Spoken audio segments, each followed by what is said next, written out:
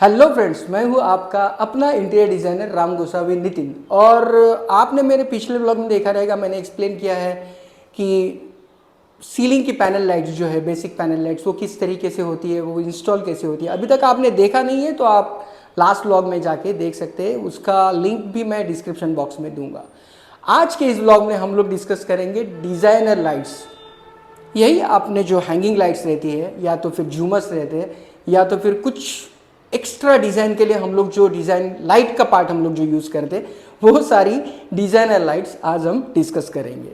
जब भी हम किसी घर का इंटीरियर वर्क करते हैं, उस वक्त हम खुद या तो फिर क्लाइंट भी ये सोच के रहता है कि उसने एक माइंडसेट किया रहता है कि यहाँ पे इस तरीके का लाइट आएगा, या तो फिर यहाँ पे इस तरीके की लाइट लग सकती है, यहाँ पे ये लाइट बहुत अच्छी दिखेगी।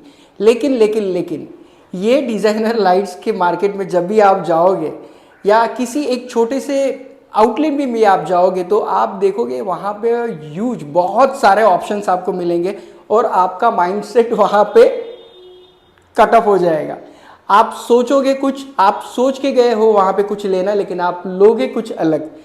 इसमें आप देखोगे तो बहुत सारे different shapes, different colours, light के डिफरेंट कलर्स, ये सारे उसमें अवेलेबल है। तो आपको सिर्फ ये लाइट डिसाइड करते हो कि यार ये लाइट परचेस करते हो आप जाओगे, उस वक्त एक चीज़ का ध्यान रखना है, आप उसका एक प्रॉपर लिस्ट बना लीजिए कि कहाँ पे क्या लगना है। अगर आपके साथ में आपके इंटीरियर डिज़ाइनर है तो फिर तो सोने पे सुहागा है।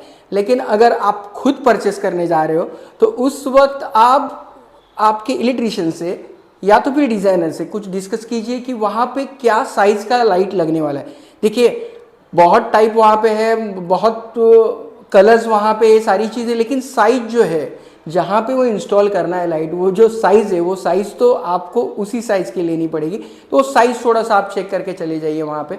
फिर वहाँ पे क्या टाइप का लाइट लगने वाला है, कि उसमें समझ लीजिए सीधा वॉल पे लगने वाला लाइट लगने वाला है, या तो फिर इस तरीके से हैंगिंग लाइट लगने वाला है, या तो फिर वॉल को लग के कुछ क्लैंप आके कुछ बाहर आने वाला लाइट लगने वाला है। वो भी चीज़ आप थोड़ा सा एक बार ड्राफ्ट उसका कर लीजिए, तो आपको वहाँ पे इजी हो जाएगा, क्योंकि बहुत सारी चीज़ें आपके सामने रहेंगी। तो उस वक्त आप 100% कन्फ्यूज़ होंगे। लेकिन अगर आपके पास ये लिस्टिंग है, तो आप उसमें अच्छे से सिलेक्शन कर पाओगे। एक और चीज़ का आपको थोड़ा सा ध्यान रखना है।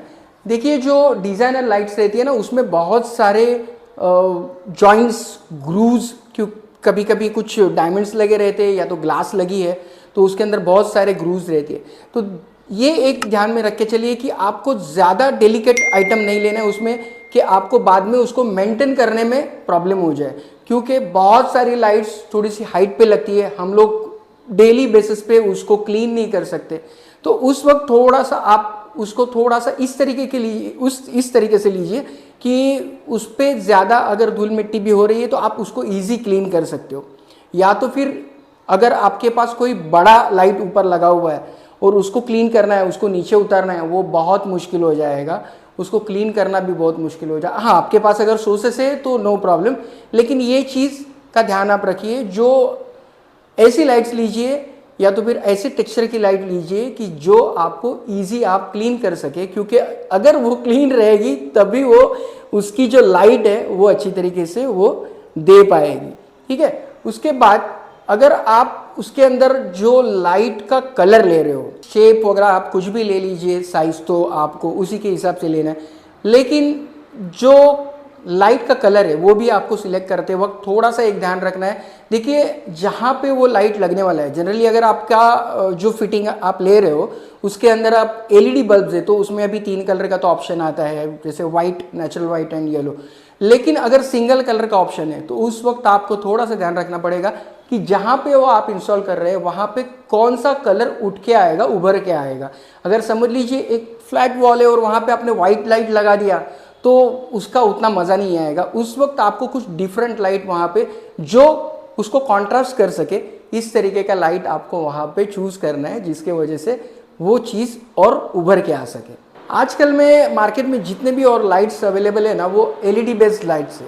सो अगर समझ लीजिए लाइट खराबी हो गई तो वो इजी रिपेयर हो जाती है। हाँ, सिर्फ कभी कभी ऐसे होता है कि कुछ डेलिकेट शेप्स उसमें रहते हैं। ग्लास का समझ लीजिए कुछ शेप है जो डेलिकेट है, कभी माने रेगुलर बना नहीं है, कुछ अलग से बनाया हुआ है, तो वो अगर क्रैक वगैरह हो जाएगा तो उस वक्त आपको उस लाइट की दिक्कत आ सकती है। बिकॉज सेम आपको वही ग्लास का पीस मार्केट में 5-6 महीने बाद भी मिलना बहुत मुश्किल है, क्योंकि वैरायटी जो है वो 2-2, 3-3 महीने में चेंज होती रहती है। तो बस वो चीज़ है, बाकी लाइट का कुछ प्रॉब्लम नहीं है। लाइट अगर एलईडी बेस्ड लाइट आपका ख़राब भी हो जाता है तो वो रिप्लेस हो जाता है। जब भी आप ये डिज़ाइनर लाइट्स परचेस करने के लिए मार्केट में जा रहे हो, किसी के साथ जा रहे हो या अकेले भी जा रहे हो, उस वक्त एक चीज़ बहुत ध्यान में रखिए, आप आपका पूरा जो दोपहर का डब्बा है वो आपके साथ में लेके जाइए। क्योंकि ये सिलेक्शन ऐसे नहीं होता कि मैं फर्स्ट शॉप में गया और सिलेक्ट हो गया, ये चीज़ ऐसे होती नहीं है। आपको बहुत घूमना पड़ता है, बहुत सारे ऑप्शंस, क्योंकि जहाँ पे इतनी सारी वैरायटी है तो उस वक्त आप देखोगे, जितना देखोगे उसमें से चॉइस करना थोड़ा सा मुश्किल हो जाता है, तो आपका बहुत टाइम इसमें जा सकता है। तो ओवरऑल बोलने का जो मतलब है मेरा, आप पूरा टाइम लेके चलिए इसके लिए। एक छोटा सा 1-2 घंटे का लैब करके मत जाइए, एक पूरा दिन उसके लिए निकालिए, तो आपका सिलेक्शन बहुत अच्छी तरीके से हो पाएगा। इसीलिए मैं आपको बोल रहा हूँ कि आप आपका टिफ़िन आपके साथ कैरी कीजिए, आप पूरा वक्त उसके लिए दीजिए, तो ये सिलेक्शन प्रॉपर होगा। ये तो हो गई लाइट की सिलेक्शन और लाइट की परचेस जो हम लोग मार्केट से ले रहे हैं। अभी देखिए, जब भी ये लाइट हम लोग परचेस करते हैं उस वक्त वो पूरी फिटिंग हम लोग देखते हैं, जो जॉइंट फिटिंग प्रॉपर फिटिंग रहती है। लेकिन जब भी ये हम अपने घर पे लेके आते हैं उस वक्त ये लाइट पूरा क्योंकि वो पार्ट में बना रहता है, वो एक पूरा वन पीस नहीं रहता, उसका स्ट्रिंग अलग है, फिर ग्लास अलग है, फिर बल्ब अलग है, या तो फिर कुछ अलग लगा हुआ, वो सारी चीज़ अलग अलग करके उसको पूरा डिसमेंटल करके फिर वो चीज़ प्रॉपर पैक करके हमारे घर पे आती है। अभी मेन टास्क यहाँ से स्टार्ट चालू हो जाता है। देखिए, ये डिसमेंटल हुआ जो फिटिंग है वो प्रॉपर फिटिंग में लेना, उसका प्रॉपर फिटिंग करना, ये बहुत ज़रूरी है। क्योंकि देखिए, शैंडलियर्स या तो डिज़ाइनर लाइट्स ज़्यादातर ग्लास की वगैरह, ग्लास या तो फिर उसमें थोड़े से डेलिकेट मटेरियल यूज़ होते, तो आप उस पर थोड़ा सा जोर लगाओगे ना तो वो क्रैक हो जाएगा। इसीलिए आपके पास एक फाइन इलेक्ट्रिशियन चाहिए या तो प्रॉपर डिज़ाइनर चाहिए, जो वो डिसमेंटल जो लाइट है उसको जब भी आपको इंस्टॉल करना है उस वक्त तो प्रॉपर सारे पार्ट को जोड़ सके। क्योंकि ग्लास वाले पार्ट्स रहते हैं उसमें बहुत जगह पे आपको स्क्रूज रहते हैं, तो वो थोड़ा सा उसको वो चीज़ समझ में आना चाहिए जो आपका इलेक्ट्रिशियन जो जोड़ने का काम कर रहा है। अगर चीज़ समझ में नहीं आ रही है तो आप पहले ही उस वेंडर को बता के रखिए कि भाई अगर मेरे को समझ में नहीं आया तो आप एटलीस्ट आपका बंदा भेज दीजिए। ध्यान में रखिए कि जब भी जहाँ पे भी आपका हैंगिंग लगने वाला है तो हैंगिंग का वेट लेने के लिए आपको सीलिंग के अंदर एक प्लाई का प्रॉपर पीस लगाना बहुत ज़रूरी है, जिसके अंदर इसके जो भी इंस्टॉलेशन स्क्रूज वगैरह है वो फिट हो जाए और उसका पूरा का पूरा वेट आपके रॉ सीलिंग पे चला जाए, ना कि आपके ये जिप्सन सीलिंग पे चला जाए। हैंगिंग लाइट को इंस्टॉल करते वक्त आपको हैंगिंग लाइट का हाइट, वो सीलिंग से कितनी नीचे उतारना है आपको, उसका कैलकुलेशन बराबर रखना बहुत ज़रूरी है। आपके डिज़ाइनर आपको इसका प्रॉपर गाइड दे सकते हैं।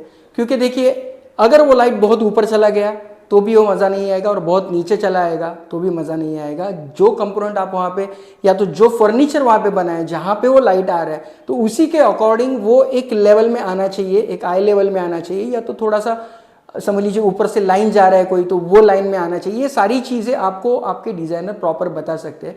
और एक चीज़, मैंने बहुत सारे क्लाइंट ऐसे देखे हैं कि अभी ऐसे कुछ फिटिंग्स मिलती है कि जिसमें आपको उस शैंडिलियर्स में या तो फिर आपका जो झूमर है इसके अंदर एक ब्लूटूथ स्पीकर मिलता है। ये सारी चीज़ों में मत पड़िए, क्योंकि यार वो आप लाइट के लिए लगा रहे हो, वो स्पीकर आपको क्या फील देगा। वो एकदम सिंपल वॉल्यूम के स्पीकर रहते हैं और उसके वजह से क्या होता है, थोड़ा सा वाइब्रेशन भी आ जाता है जो फिटिंग हम लोग ने लगाया है, तो उसको थोड़ा सा अवॉइड करने का आप कोशिश कीजिए। वो सिर्फ लाइट और देखने की चीज़ है, उसे फिर सुनने की चीज़ मत बनाइए। ये कुछ चीज़ें हो गई डिज़ाइनर लाइट्स के बारे में। सब्जेक्ट थोड़ा सा लंबा है लेकिन कुछ इंपॉर्टेंट चीज़ें मैंने एक्सप्लेन करने की यहाँ पे कोशिश की है। तो अगर इस सब्जेक्ट के बारे में आपके मन में कुछ शंका है, कुछ क्यूरी है, तो आप मुझे बताइए, मैं उसका आंसर दूंगा बाय माई बेस्ट नॉलेज 100%। अगर आपको मेरा ये कंटेंट अच्छा लग रहा है तो आप इसे लाइक कर सकते हो, शेयर कर सकते हो। अब तक आपने मेरे चैनल को सब्सक्राइब नहीं किया है तो भाई सब्सक्राइब कर दो। बस मिलते हैं आज के लिए, और मिलते हैं नेक्स्ट ब्लॉग में किसी नेक्स्ट सब्जेक्ट के साथ में। तब तक खुश रहिए, मस्त रहिए, और थैंक्स फॉर योर टाइम।